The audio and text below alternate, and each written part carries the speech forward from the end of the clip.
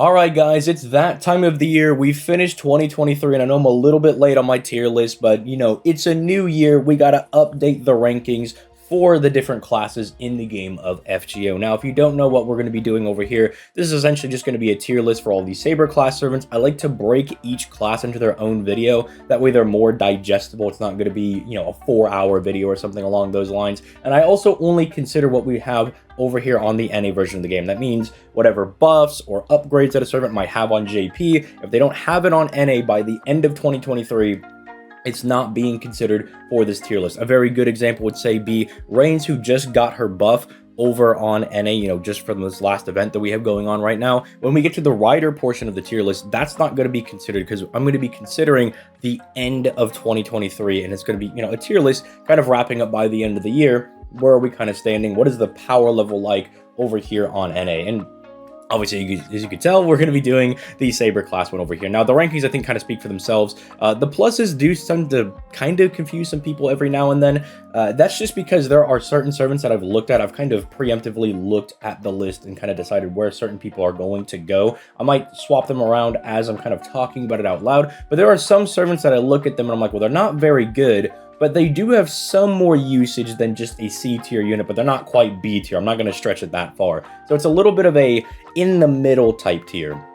So just kind of keep in mind that we're going to be using that as well. I'm also going to link this down in the comments and in the description as well for you to make your own Saber tier list as well. I've gone to the liberty of organizing them and everything.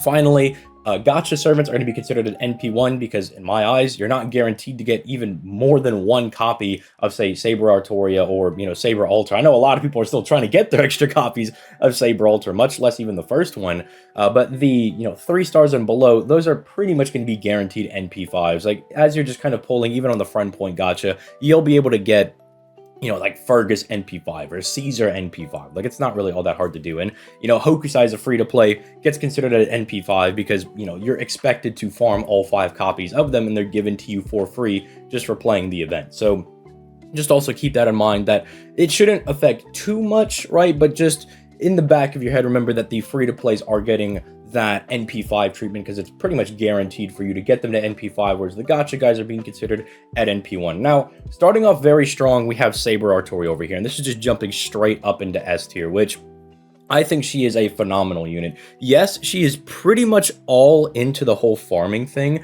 because she really does not have a whole lot, if any, challenge quest capabilities at all whatsoever, which I do think holds her back a little bit. She also is not rocking any power mods, which is starting to become more and more necessary for some of these more weird nodes that we're going to start to get. They can help some servants get through some of these 90++ nodes that we're going to get around Summer 7.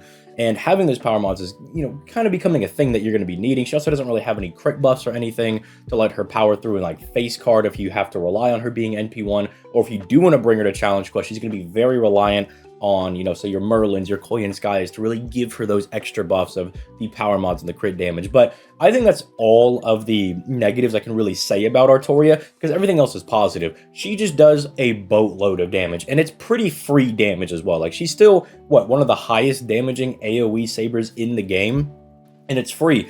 The whole thing where she doesn't have a power mod, it's like, yeah, she doesn't have, like, say, an anti-dragon power mod or something along those lines, but at the same time, that's what allows her damage to be so free. You could pretty much bring her to any node that you want to use her for, and she will absolutely crush it. And there is a huge benefit to her refunding NP on her own NP. In fact, I believe she was one of the few 30% battery servants when Koyenskaya initially dropped those couple of weeks before we got Oberon for the additional 70%. She was one of the few 30% that was actually able to loop very effectively because she had that 20% battery. And so I think very, very highly of Artoria. I can't quite put her in that EX tier. In fact, there's very few servants that I think will make it up that high, but I do think she's very strong. She sets out to be a very strong farming unit, and I think she does that job very, very well. Now, on the other hand, we have Saber Alter. Now, again, considering that we don't have the buff that JP has, Saber Alter's kind of just a worse version of the normal Artoria right now. I mean, her damage is very, very strong.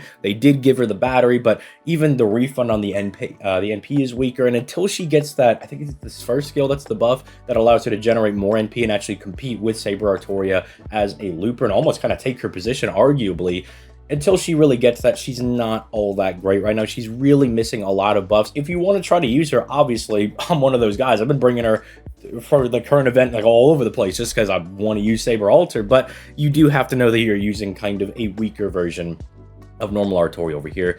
Saber Lily, I think, is also in a very similar position. Now, she's NP5, so her damage is a little more free, but she also just doesn't really do a whole lot outside of that. They kind of feel very similar to me in that Saber Alter probably has a more, I guess, complete kit technically right now over Saber Lily, in that she's setting out to do really big damage, and I guess she does do that. Saber Lily kind of does acceptable damage for being a free NP5, and other than that, it's, you know, oh, the heal on the NP is kind of nice, but I kind of wish you just kept the Artoria gimmick and, you know, refunded NP on your NP.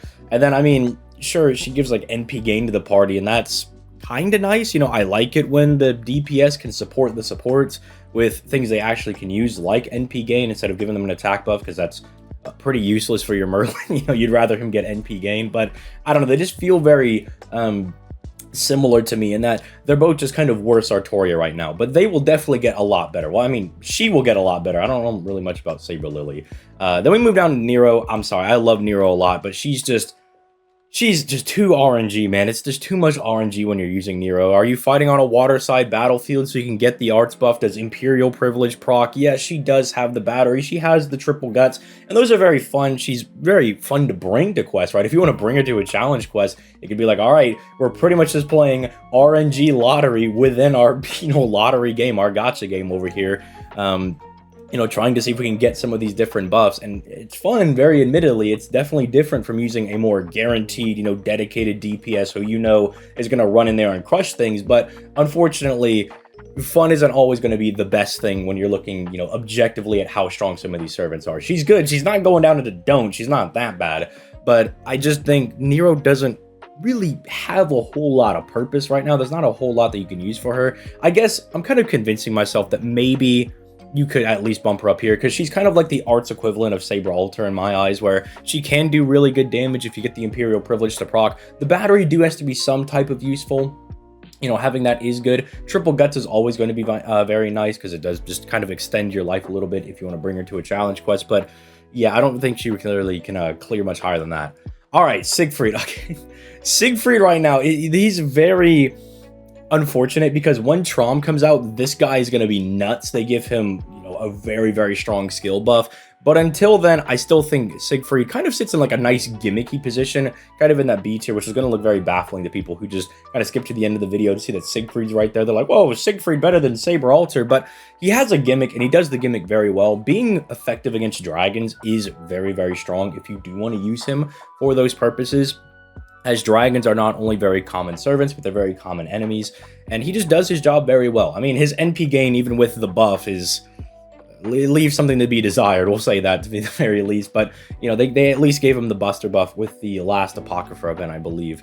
And so, you know, he can do some very, very solid damage, and being, you know, good against dragons is just a very solid niche for him to have. Caesar. So Caesar, I think I'm also going to kind of stick in the C+ area, which I think will kind of make sense when we get to some of the other free-to-plays, like Fergus and stuff down there. I think as one of, like, the single-target guys, one of the free sabers that you have as an option, he's not bad. I think you could definitely get some success out of Caesar. His crit damage could be very, very good. He can drop quite a few stars, but he's kind of a one-trick pony in that he does very good damage, and he can crit really hard, but sometimes that's really all you need. I think he's also held back maybe a little bit by the fact that he's a quick servant, and quick is not very popular right now, but I would argue that single-target quick is where you want to be as a quick servant. I think quicks as single targets do way better than quicks as AoEs, as their just DPS capabilities seem to be very, very strong. But I think Caesar is, you know, worth leveling up, worth using every now and then. You know, I know he's kind of a little bit of a meme, but I think it's worth bringing him out. He's definitely strong enough to use. Altera. Okay, Altera's kind of just become,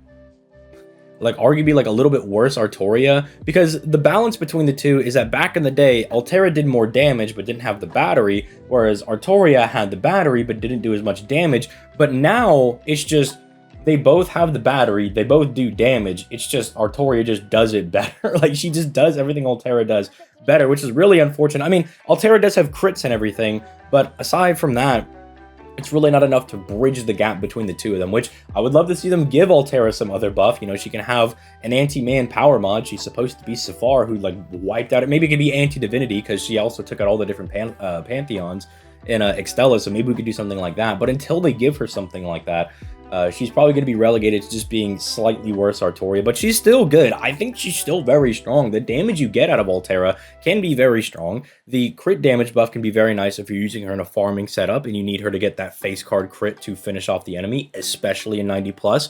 It also gives her a little bit of an advantage over Artoria in challenge quests, so that she can actually crit the enemy and maybe take them out a little bit faster if the NP's not doing enough damage. But you know, I've said my piece. I do think she's just a little bit slightly worse than Artoria is over here. Giles, let's just move on. There's like really no point to be using Giles. Let's just not even bother. Everybody knows this guy's not very great and they refuse to buff him. So if they're going to refuse to buff him, then I'm going to refuse to talk about him. Chevalier, I do think has kind of a niche for newer players, I guess, which kind of saves them from being in the don't tier. They're very good as kind of like a debuffer, taunter type thing, which is very nice, but it's not really needed nowadays. There's not really much else to say about her in that regard. It's fine, I guess, if you're starting out, you get her from the tutorial gacha, and you maybe use her to kind of cheese your way through a couple of boss fights, but as the going gets tough and you start moving to harder and harder stages, she just kind of doesn't get that much value. You know, you don't really get the value out of Chevalier that you get very early on in the game, which is very unfortunate, because I think having weird servants like this, like her and, you know, Landling, who we'll talk about later, I think we should get more of those servants. I think they're very cool, because we've seen with people like Himiko and Van Gogh that you can release these very weird and strange servants that have these very different types of skill sets, and they could do very, very well. So I'd like to see them maybe try to come salvage Chevalier, but we'll see about that one. All right, Okita, this might be a little controversial, but I'm going to put her in A tier over here. I like Okita a lot. I think she's very fun. She's just kind of missing an X factor to really push her up into that higher tier, and that she could do really good free damage. She's kind of a burst damage unit with the new buff that they gave her with the attack buff and how it kind of ramps up. That's very strong. I do like that. I just kind of wish they would make her give her a little bit more mainstaying power, so she's not as much of a burst damage dealer. So you kind of do your one big turn of damage, and then you lose a lot of that damage the next turn. But she is still packing very good tools. I mean, her kit is very basic in the fact that she's got big damage skill, has some ramping damage, can crit really hard, and can dodge, you know, so that at least gives her some survivability, especially because she is a quick servant, and, you know, Scotty's survivability on the NP is not the most reliable thing, so I do think she's very strong, but I think she's missing something like, say, Masashi down there that you see, who I think just kind of has everything she needs to be this insanely godly, just, you know, single target unit. Fergus, I'm just going to put Fergus in don't. He's going to get a buff later that makes him a little bit better, but as of right now, there's just really no point in using Fergus. He's just not very solid. He's just not very good, especially when you have just better options, like even Saber Lily, unironically, and the friend point gacha. Mordred, so Mordred's kind of interesting. I'm going to put her a little bit higher than Siegfried, because I think her kit is a little bit better than Siegfried's right now, although her niche, I think, is a little bit worse. Although, because all of the Saber faces should have the dragon trait, which means that Siegfried kind of takes her gimmick, but I do like Mordred's kit a bit more than Siegfried's. I like she has the battery, the solid defensive buff to really cut a lot of damage. Her buster crits are very, very crazy. She can do some insane damage on that. She's got the, I think she only refunds 10% on her NP, or is it, I might be thinking of Saber Alter, but she does refund. She has the Artoria gimmick that she refunds NP on her NP and can do some really solid damage, although it does kind of drop off a little bit. Although, now that I'm kind of thinking about it, I don't know if I can quite put her above Siegfried, because Siegfried does kind of step on her toes as far as gimmicks are concerned. And the Buster buff is only one turn, so that could also be a little bit hard. I'm going to put her back down in B. I don't know if she's quite that much better, but I do think they're very comparable, which is ironic, because, you know, in Apocrypha they fought a couple of times, so I think that's very ironic with that. Nero Bride, okay, this is where I'm thinking, yeah, more, put this in B+, because Nero Bride kind of starts to bridge the gap between a DPS and a support type servant. I've called her Baby Castoria on the channel over here because that's essentially what she is. She gives you a strong attack buff, she gives you the Sky Power mod, she gives you NP gain and a solid 30% battery. If you need to use her as a substitute for Castoria, she kind of just takes what Paracelsus and Asclepius are doing, which are the free-to-play versions of Castoria. They're kind of your, I guess, substitutes if you don't have her, or if you don't have your other Scotty, you try to maybe use them to make something work. One of them plus a Merlin, or not a Merlin, but a Waver. But Nero Bride could do that but a lot better because you're getting the damage, the NP, and the NP gain, and a power mod that actually might come up. Sky attribute is not the most common thing, but it does come up sometimes. You know, you will run into Sky attribute enemies, but then even as a DPS, she can be very good as well. If you want to actually take her from being the support to being the DPS, she kind of just goes Super Saiyan 3 for 3 turns and just blows everybody up. She just does very well. She gets the solid defensive buff, can heal herself, which as an arts unit, I do like it when they do have a heal, because that's the one thing that Castoria does not offer you. And most commonly, you're probably going to use a double Castoria setup. So I do really like that they went ahead and kind of gave her that, you know, kind of made her very good as a support, but then also made her a very solid DPS. In fact, I think I do want to kind of bump her up to A, because I do think the fact that she has that duality is very, very strong. And, you know, I think I'm convincing myself that Nero Bride is better than I initially thought she was going to be. Saber Shiki. Okay, so Saber Shiki, this might be a little controversial as well, but I think Saber Shiki is a little bit better than people give her credit for, especially with them giving her the buff that she now has a battery. They haven't fixed her NP to where, you know, it doesn't do the insta-kill first, but she only has a one-hit NP anyway, so it doesn't really matter. The reason I actually like using Saber Shiki after getting my grubby little mitts on her from the GSSR, I like using her because the insta-kill mechanic does actually sometimes crop up if she can't actually take out the enemy, but they're a really large silver guy. Like, say, I don't know, I've been bringing her to free quests where, you know, she's going in neutral against like a caster or a rider, something along those lines. And then being able to just insta-kill them is very funny. It's very useful for her to just be able to wave clear like that. And I think if you're a newer player, having someone like that who might just be able to kind of bypass having to kill the enemy because you insta-kill them, I think is very nice. Now, obviously, is it going to work on servants? Probably never, right? If you get an insta-kill on a servant, you need to go buy a lottery ticket because you're the luckiest man alive right now. But I do think she has some usage in that her damage isn't terrible, and that she also, you know, being able to insta-kill things gives her that Nidochris type advantage where she can be pretty useful for early players, like being able to take out large enemies that they might not have someone who, you know, has the capability or the damage to do so. So I think that's very, very strong. Rama is so unfortunate. Rama on paper reads like he should be at least kind of decent, but somehow this guy just ends up being booty butt water. Like, I know he's got the demonic power mod and, you know, my boy can do a little bit of crits, but man, every time I use Rama, it's just the NP gain seems like it's lying, because he has what, 78% NP gain, but the like 2-hit arts cards are just not doing this guy any favors. And so he has some use, I guess, if you have him. I can't put him in don't, because he does technically have a complete kit, but the guy just does not feel good to use. He just feels so bad every time I break him out. And I want him to be good because I liked him in America, but I'm like, it just never works out. It just never gets him to work.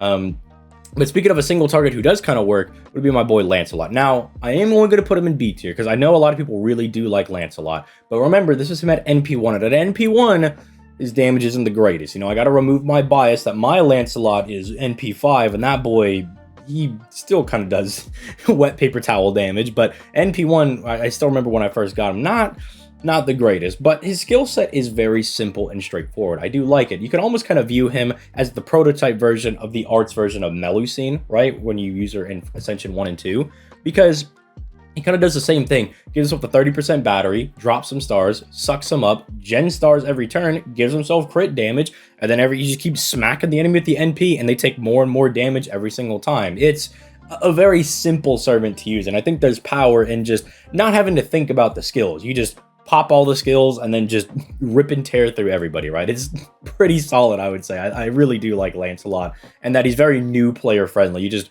bring him, attack people, and hope you win. Although he's not really packing anything like, say, the higher single targets up here, where Okita's got, you know, dodge and at least like ramping damage that ramps up a little bit faster, or Nero Bride, who could just switch to being a support if the time arises and the need arises for her to do that. But I still think Lancelot is rather solid. Going like, might be like a slightly better Salter for the fact that technically he's got a guts, but if I remember correctly, his guts is like 1 turn or something very odd.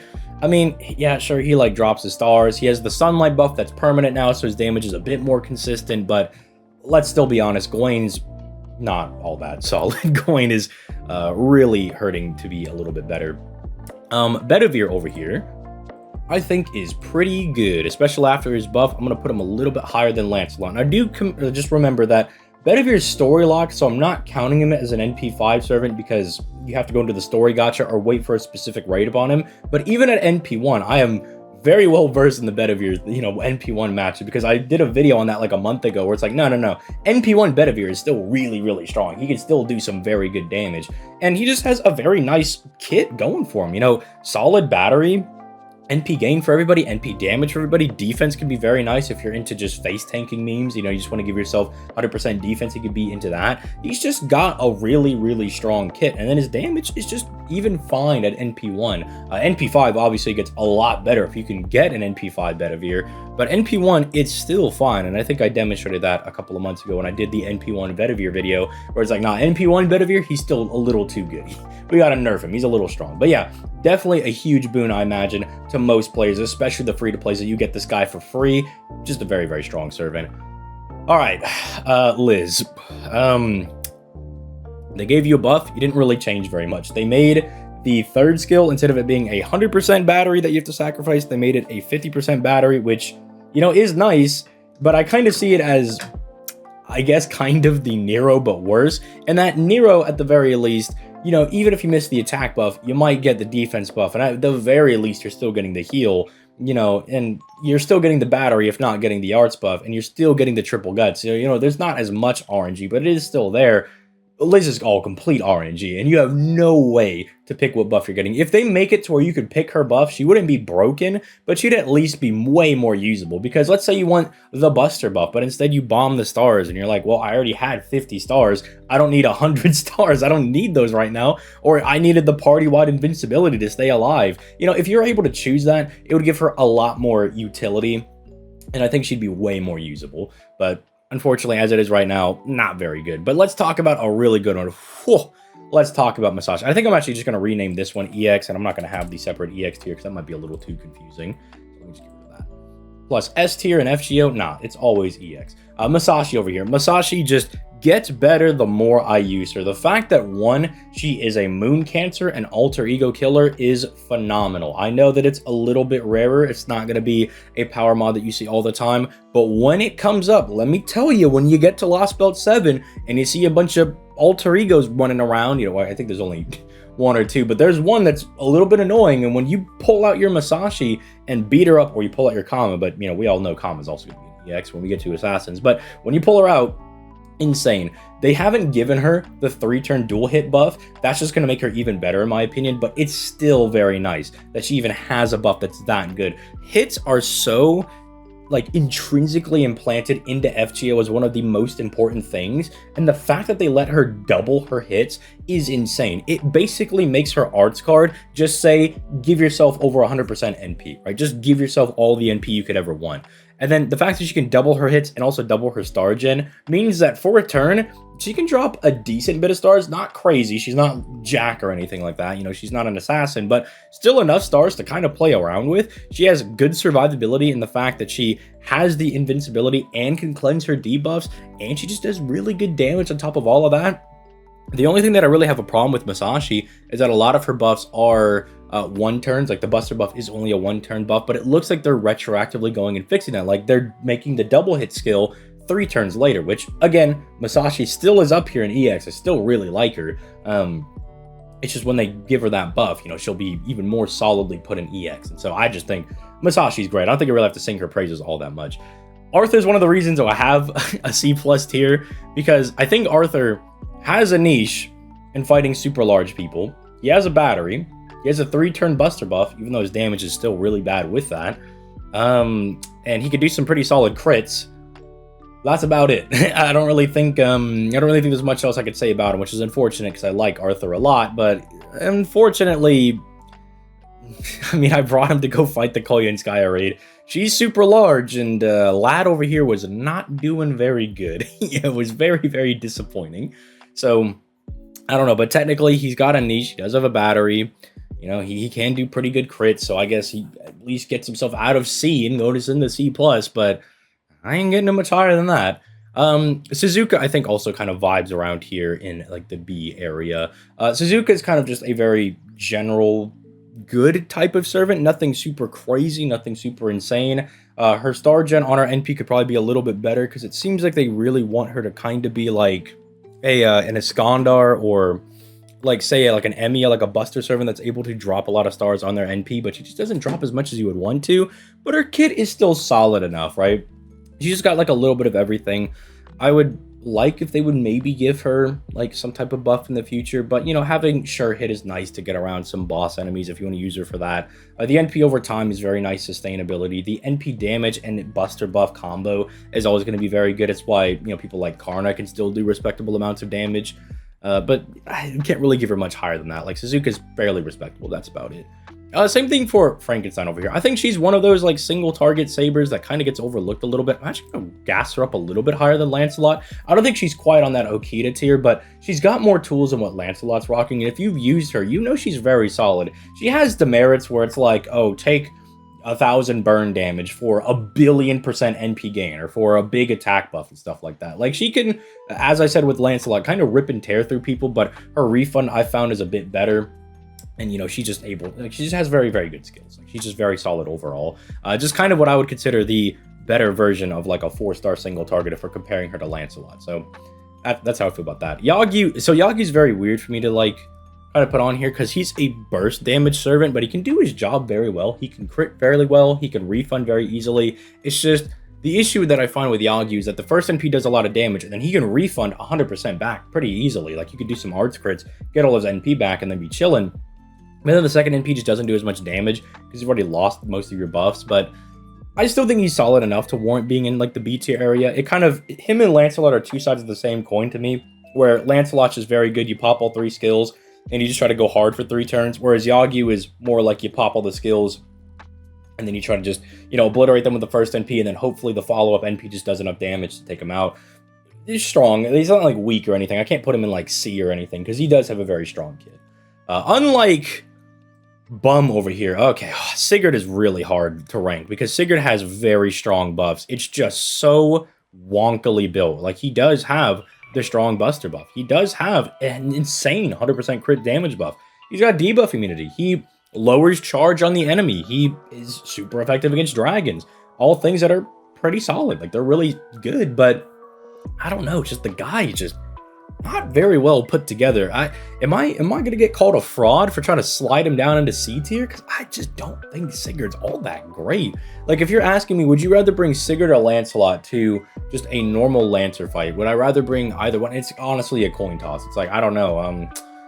Am I going to be there for longer than like 1 turn? Because if it's a 1-turn fight, then I would probably bring Sigurd, because, you know, he can do like the insane 100% crit damage, and he can do really big Buster damage, right? Because he's got the 3 times buff. But if it's going to be any longer than 1 turn, all those buffs are probably going to be gone after the 1st or 2nd turn, where at least Lancelot is getting stronger technically over the course of the 3 turns, and I just feel better because he just has the battery, has the sustainability, and dropping stars and genning them every turn. So I don't know. I just look how they massacred my boy. I do not like what they did with Sigurd. Summer Maeve over here, I think just has to go next to Lancelot because they feel very similar to me, but she feels a little bit better. I'm gonna kind of put her above the other 2 arts guys just because I like the fact that she's got a lot of sustain. You know, not a lot of sustain, obviously she's not like that crazy, but, you know, being able to refund her NP every turn, you know, giving the arts down and the whole nice shot thing on the NP are like very interesting mechanics, very debuff oriented, which can kind of be real bad in modern boss fights where they have high debuff resistance or just straight up debuff immunity. That can kind of hard keep her in B tier, but I still think she's got a solid enough kit. I mean, the charm technically is some survivability, right? Like, you can charm the enemy if you can get the debuff to stick. I think that is, you know, solid enough. And I think, you know, she's not the worst servant, but she's not bad. I would be very hard pressed to say that she's pretty bad. Diarmuid Saber, I just see as the revitalized version of my boy Lancelot over here, but a quick servant, which, look at that. Look, the quick single targets are absolutely eating, because he's pretty much got all the same stuff that Lancelot has, just kind of upscaled a little bit and made quick. You know, it just kind of just seems like what they did with Diarmuid. And so, I don't know. I'm pretty sure there have been like a couple of videos where people have already done this comparison, so I might just be jumping on that shit. But after using Diarmuid Saber, and I have a lot of experience using Lancelot, I would kind of agree that, yeah, Diarmuid just seems to be a little bit better than Saber Lancelot. Just seems to be made him a bit more modern for the time he came out, and then also given, you know, the quick status. Landling's very hard for me to do, because Landling is a support Saber, and I think they do a really good job at being a support Saber, but it's also like, where would I put Caskill right now, even though, like, without his buff, obviously, that he got on JP, they would probably still be sitting somewhere around, like, B tier-ish. Because it's like they're very strong and nice supports, but they're not quite necessary or, you know, replacements, like, right, what Nero Bride can be. They don't really replace, or they can't, you know, represent an extra, like, support. Like, if you're missing a caster, you really can't just use Lan Ling.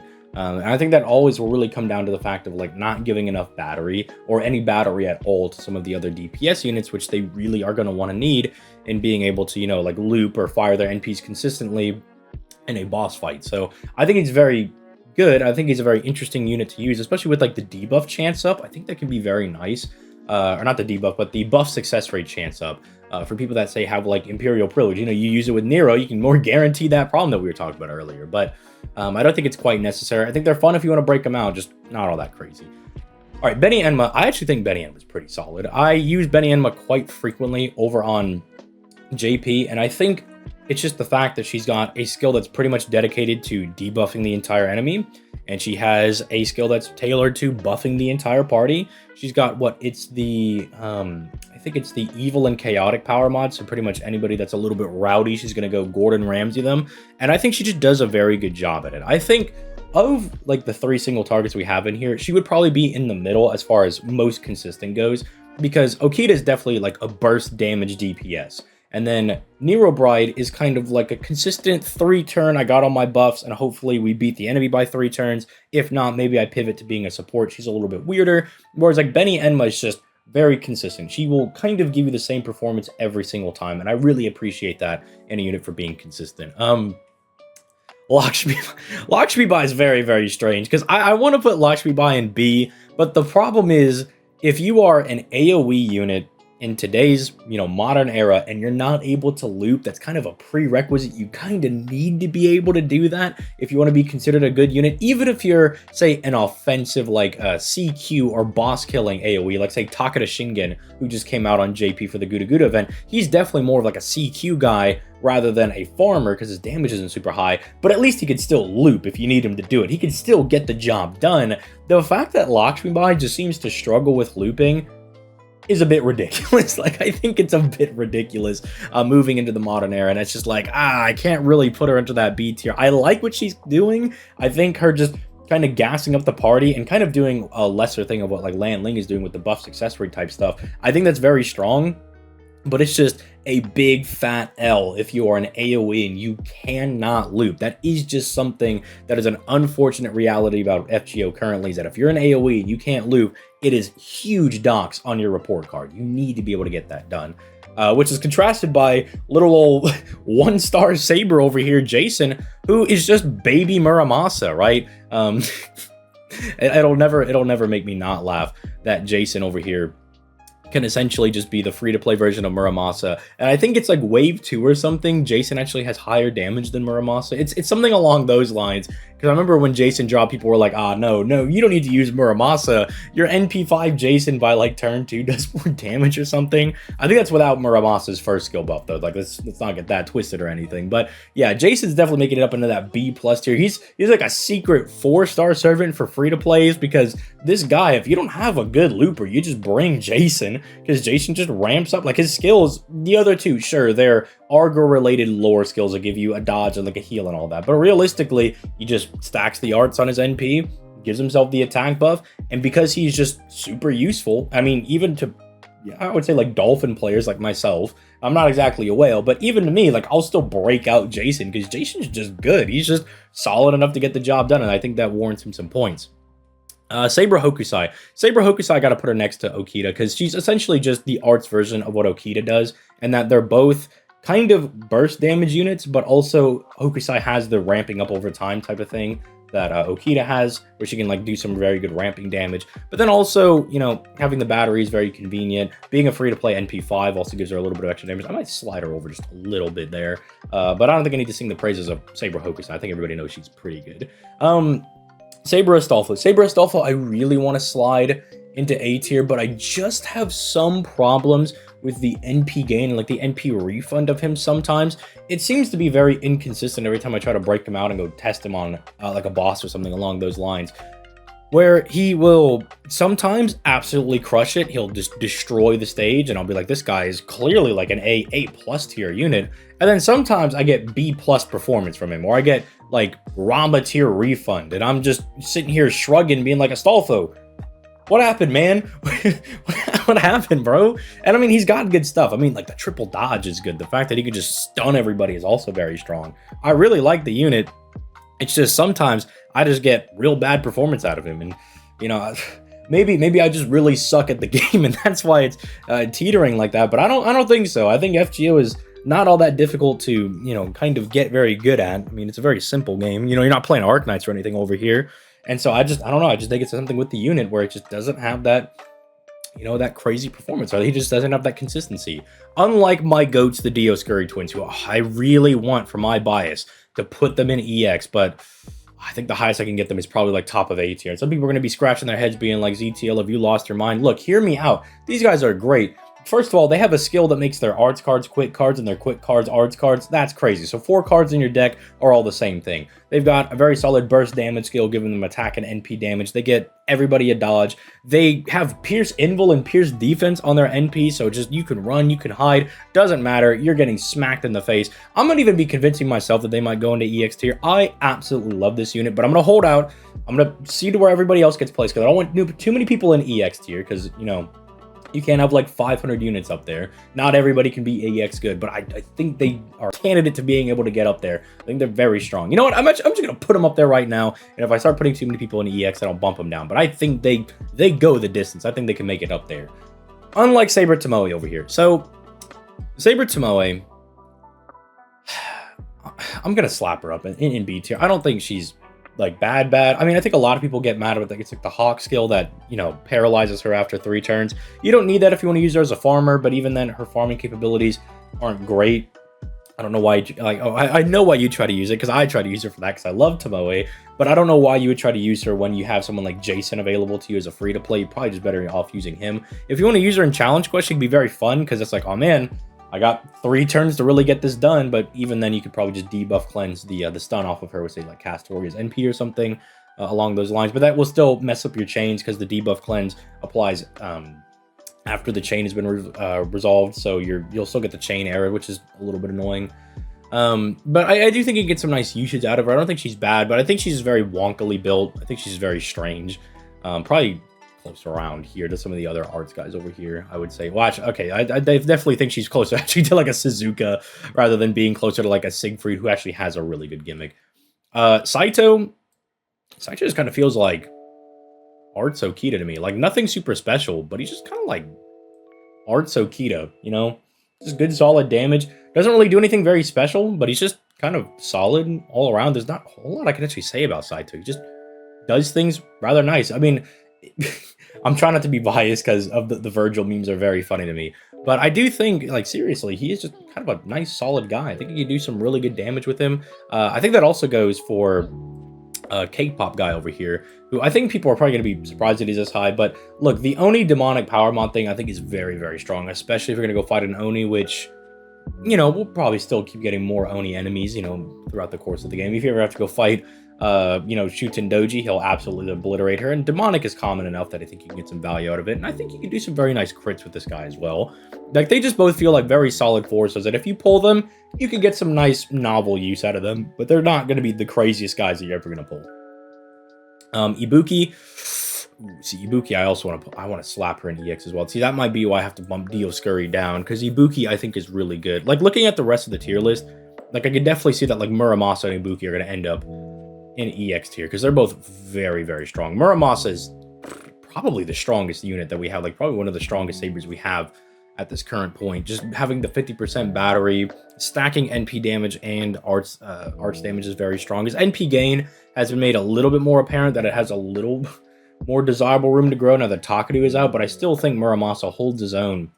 And the fact that his damage can start to eclipse Takadu as the waves go on, especially because of his ramping damage. So I think he's very, very strong. Ibuki has a lot of the same things as a Buster unit. It's just, I think her power mod is what? It's against Undead or something along that, which is just not as good. I say just having big free damage. But I still think having the strong damage that she does, having the strong attack buff, you know, the 50% battery is always going to be very strong. And having some challenge quest utility in her third skill, I think is probably worth the merit. But I don't know. I'm kind of talking myself out of Ibuki being an EX tier. Because I think she's good, but I'm like, do I really think that she's like as free and stuff as Artoria? Not really, right? I don't think they're really like comparable in that aspect. And I don't think you can have too many overlapping jobs. Like I don't think you can have 2 AoE, you know, Buster Sabers and EX, because clearly one of them has to be the best in their field, right? One of them has to be doing the best. So I think Ibuki off that just kind of has to get bumped down off of that. Santa Carno. This is a rough one because I like Santa Carno a lot, but does he break into A? Probably not. I do like him, but I don't think he quite has what it takes to really get up there. He has some very nice skills, being able to gift the battery, having survivability is good. The time buff for his card buffs is a little bit annoying, but I still think if you're a free-to-play, you can get a lot of value out of this guy. But I'm like, I'm struggling to try to get him into A tier. I think B+ is probably a very solid spot for him, kind of being around where these other single target guys are, where they're just all very strong dudes, but they're not going to be the best in their fields, but they could probably carry you through a lot of the harder fights in the game. Speaking of carrying through some of the harder fights in the game, Bargus. Dude, I love using Bargus. I think Bargus is so underrated, which is very weird because when Lost Belt 6 came out, people seemed to really appreciate Bargus, but I don't know why. She just seems to be undervalued. She's just Saber King Protea, you know? Anything south of an NP just smacking her for all of her health, she's probably not going to die. Like, she's just going to be super bulky. She's going to have a billion health, and then she's just going to keep smacking the enemy until they die. Like, you might be there for 20 turns, but, you know, she's very good. She feels a lot like the Summer Sith that we just got, where they both kind of just thrive off of enemies where, you know, anything aside from an NP, they're just gonna be able to face tank through unless the enemy, you know, does like triple crits against them and just eviscerates them out of nowhere. But that's fairly rare. I don't think bosses are really doing that all that often. So I just think they're very, very fun and they're very strong to use. Earlier I mentioned that fun doesn't always mean that they're going to be good, but Bargus is one of those ones that I do think that you get a nice blend of fun and strong gameplay in there. She can't really loop very well, I would say, although I've seen some people who are very determined to get her to loop. I've seen the most determined get it done, but it's clearly not the best thing you could be doing. But I think the fact that she can do that, if you're dedicated enough and you really, really try hard, I guess gives her a couple of extra bounty points, but I think she thrives in a CQ style environment. So I'm gonna give her that. And then we don't really have an AoE quick person up here, and I think that's because it just goes to Okita, you know, Summer over here. Okita Summer is very, very strong. I mean, I know that Charlemagne's going to be coming out in a couple of months, and that debate's going to get started up again between, oh, who's the better, like, AoE quick Saber, but for farming, it's going to be Okita, and for more difficult content, it's probably going to be Charlemagne. I mean, that's just kind of like the Taku in the Muramasa debate over there, but she's very, very strong. I think she just, again, gets undervalued because she's quick. I did my review on her very recently, a couple of months ago, so I don't really think I need to go as in-depth with this one, but I think she's very good. And I'm kind of liking where the tier list is at, but let me know what you guys think in the comments down below. Again, let's try to keep this one civil. I know last year we had some disagreements in the comments, but yeah, I'd love to see what you guys make for your tier list. If you want to show me what you kind of have your guys rated and why, you can drop that in the comments, or you can come to the Discord. This will be provided in the description in the top comment as well if you want to make your own tier list. And I would love to see what you guys have. Just again, make sure you remember we're only going off of what they had in 2023. All right, like, so you gotta remember that, like, okay, like if you're considering Masashi the first skill buff, that's really if that's going to be a deal breaker for you, she doesn't have that quite yet. Or like Siegfried will get his buff in Trom, and so then he'll be a little bit better for the next tier list we do. But for right now, gotta like ramp him down just a little bit. But yeah, with all that being said, I will catch you guys in the next one. Peace.